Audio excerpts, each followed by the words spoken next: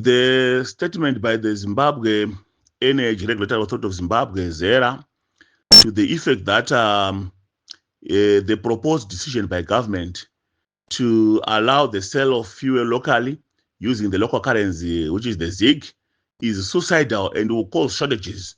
That statement by ZERA is an indictment to what we've been saying all along, that the local currency ZIG has failed.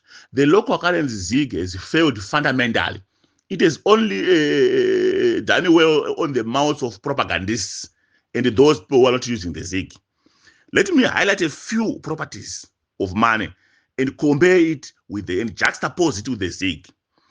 Fundamentally, proper money must be acceptable across the latitude and the longitude of this country. Whenever you see money being ring-fenced to say this money is used exclusively on these areas and not exclusively on these other areas, that is a serious indicator that that money has failed, because it's not acceptable across all services and across all people. You find also that on this issue of acceptability, if you get to our local dealers and local shops, the majority of people, they do not want the ZIG. They actually prefer the US dollar. That is also a sign that this currency is not acceptable by its users. And for that matter, therefore, we say that the currency has failed. Secondly, a currency must stand the test of a function of it being a store of value. In other words, we are saying money can be kept in place of buildings. Money can be kept in place of stock. Money can be kept as a store of wealth, and that wealth must not change over time.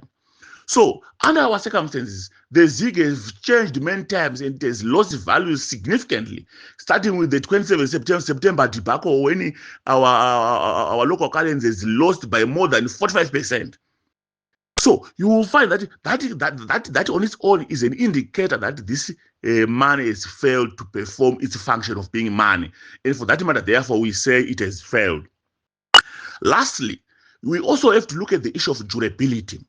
Is this the local currency, the money that we have, the notes that we have, are they durable? Are they strong enough to withstand the test of wear and tear?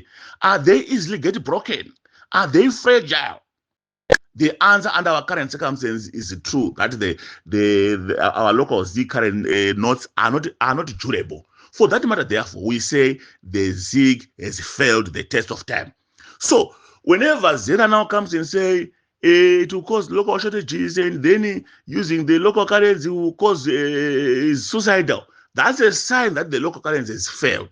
That's a sign that the local currency is not money. It cannot be traded against anything.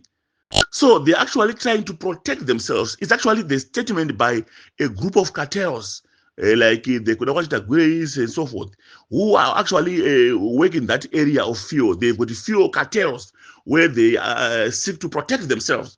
So this idea of saying the ZIG does not work in fuel, it does not work in, is a way of also protecting themselves. They really need the genuine money, while they throw out that bad money or that bad money to defenseless citizens. So fundamentally, I want to highlight in strongest terms that this statement by ZERA is an indication that the ZIG has failed fundamentally to deal or to act as a currency of choice, to act as a store of value, to act as a medium of exchange, to act as a durable currency of choice.